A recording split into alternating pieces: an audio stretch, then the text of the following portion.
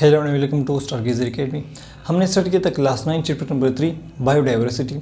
पिछले लेक्चर में हम इसका इंट्रोडक्शन और इसका इंपॉर्टेंस पढ़ चुके हैं। आज हम पढ़ेंगे क्लासिफिकेशन, एम्स एंड प्रिंसिपल।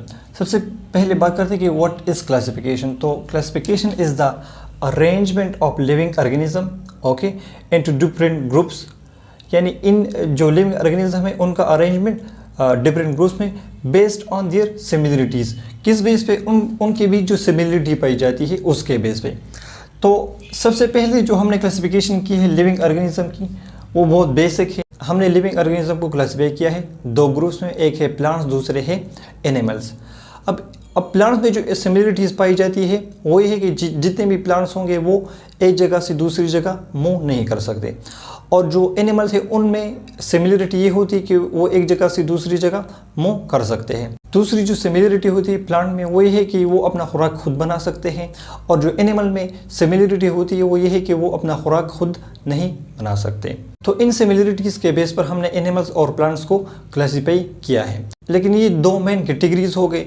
अब जो एनिमल्स है इनको भी हमने कई बेसिस पर क्लासीफाई किया है, कई सिमिलरिटीज़ के बेस पर क्लासीफाई किया है। एनिमल्स में वर्टिब्रेट्स भी है, इनवर्टिब्रेट्स भी है, ठीक है। ये क्लासिफिकेशन है on the basis of presence of backbone. जिन एनिमल्स में बैकबोन होता है उसे हम वर्टिब्रेट्स कहते हैं, जिनमें नहीं होता उसे हम इनवर्टिब्रेट्स कहते हैं। फिर हमने कुछ क्लासिफिकेशन हैबिटेट के बेस पर किया है। कुछ एनिमल्स ऐसे होते हैं जो लैंड पर रहते हैं, कुछ एनिमल्स ऐसे होते हैं जो पानी में रहते हैं। कुछ क्लासिफिकेशन हमने फूड इनटेक पर किया है। कुछ एनिमल जो है वो कार्निवोरस होते हैं, कुछ ओमनिवोरस होते हैं, कुछ हर्बिवोरस होते हैं वगैरह। तो ये सारा क्लासिफिकेशन हमने किया है इनके सिमिलरिटीज़ के बेस पर। Now overview of living organism. आपकी बुक में लिखा है कि ज़मीन पर 1.5 मिलियन एनिमल्स और 0.5 मिलियन प्लांट्स पाए जाते हैं। तो आप देख सकते हैं कि इनका जो नंबर है वो बहुत ज़्यादा है।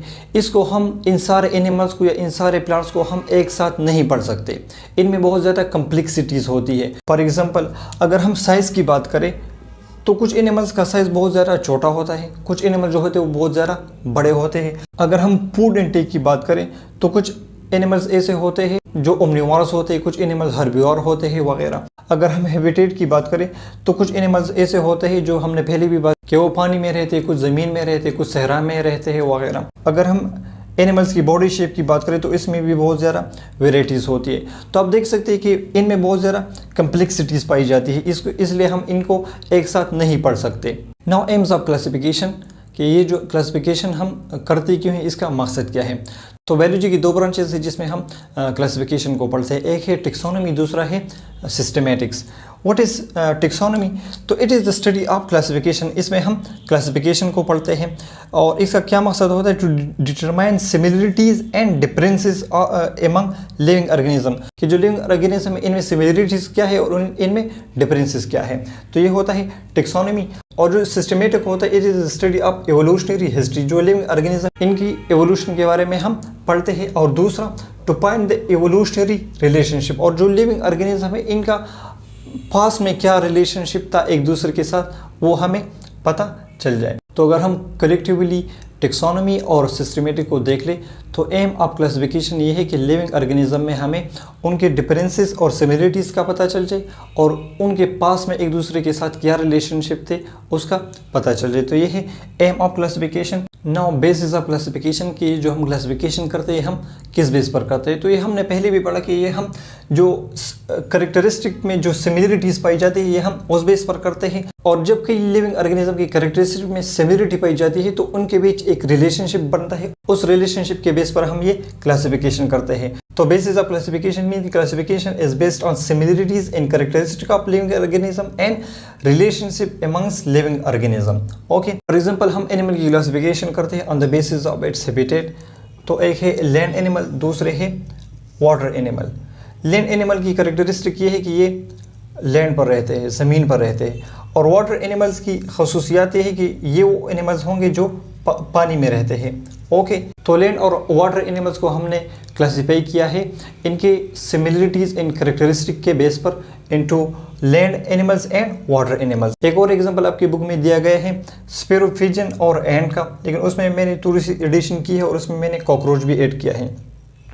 तो दो ग्रुप्स बनते हैं, एक बनता है स्पैरो और पिजन वाला ग्रुप, दूसरा बनता है एंट और कॉकरोच वाला ग्रुप। अगर आप स्पैरो और पिजन को देखें तो सबसे पहले इनमें सिमिलरिटी है कि ये दोनों बर्ड्स हैं, ये दोनों उड़ते हैं, ठीक है। अगर आप एंट और कॉकरोच को देखें तो ये दोनों क्या है, ये दोनों इंसेक्ट्स हैं। तो ये दोनों तो आपस में सिमिलर हो गए और ये दोनों भी आपस में सिमिलर हो गए। लेकिन अगर हम इस ग्रुप की बात करें और इस ग्रुप की बात करें तो ये एक दूसरे से बहुत ज़्यादा डिफरेंट है। तो इसलिए आपकी बुक में लिखा गया है कि कुछ ऑर्गेनिज्म ऐसे है जो एक दूसरे के साथ बहुत ज़्यादा सिमिलर है, जैसे कि स्पैरो और पिजन हो गए, या एंट और कॉकरोच हो गए। और कुछ ऑर्गेनिज्म ऐसे हैं जो एक दूसरे से बहुत ज़्यादा डिफरेंट है। अच्छा, स्पैरो और पिजन जो है ये एक दूसरे के साथ सिमिलर है, एक दूसरे के साथ काफ़ी मिलते हैं। इससे हमें ये भी पता चलता है कि पास में इन दोनों के बीच कोई एवोल्यूशनरी रिलेशनशिप होंगे। जब बायोलॉजिस्ट लिविंग ऑर्गेनिज्म की क्लासिफिकेशन करते हैं तो और किन चीज़ों को देखता है, तो उसमें आता है एक्सटर्नल स्ट्रक्चर, कि जो लिविंग ऑर्गेनिज्म है उनका एक्सटर्नल स्ट्रक्चर किस तरह है। इधर हमने एग्जांपल ली थी स्पैरो और पिजन की, तो आप देख सकते हैं कि इनको इसलिए एक ग्रुप में डाला गया है, बर्ड्स वाले ग्रुप में, कि इनके जो एक्सटर्नल स्ट्रक्चर है वो काफ़ी एक दूसरे के साथ मिलते हैं।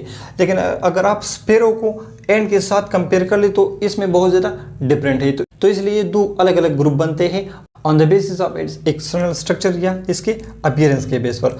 वो इंटरनल स्ट्रक्चर्स को भी देखते हैं कि ये जो इंटरनल स्ट्रक्चर्स है लिविंग ऑर्गेनिज्म के वो किस तरह हैं, ठीक है, यूनिसेलुलर है, मल्टीसेलुलर है, बैकबोन है या नहीं, अगर हम एनिमल्स की बात करें वगैरह, वो इन चीज़ों को भी देखता है। वो डेवलपमेंट ऑफ लिविंग ऑर्गेनिज्म को भी देखते हैं। अगर आप ह्यूमन डेवलपमेंट को देखें तो एक किस्म का है, अगर आप हॉर्स डेवलपमेंट को देखें तो वो किसी और किस्म का है, अगर आप एलिफेंट के डेवलपमेंट को देखें तो वो किसी और किस्म का है, अगर आप प्लांट्स में भी मुख्तलिफ स्पीशीज़ के डेवलपमेंट को देखें तो वो भी डिफरेंट टाइप्स के होते हैं। तो ये जो तीन चीज़ें हैं, एक्सटर्नल स्ट्रक्चर, इंटरनल स्ट्रक्चर और डेवलपमेंट, ये वो मेन चीज़ है जिसके बेस पर ये क्लासिफिकेशन की जाती है। Now let's summarise the topic. आज हमने पढ़ा क्लासिफिकेशन एम्स एंड प्रिंसिपल के बारे में। सबसे पहले हमने क्लासिफिकेशन की बात की कि the arrangement of living organism into different groups and sub groups on the basis of their similarities, इसे हम क्लासिफिकेशन कहते हैं। फिर हमने एम ऑफ क्लासिफिकेशन की बात की कि हम ये क्लासिफिकेशन क्यों करते हैं, तो उसमें हमने कहा कि ताकि हमें पता चल जाए कि जो लिविंग ऑर्गेनिज्म है इनमें सिमिलरिटीज़ और डिफरेंसेस क्या है और इनके पास में एक दूसरे के साथ क्या रिलेशनशिप है।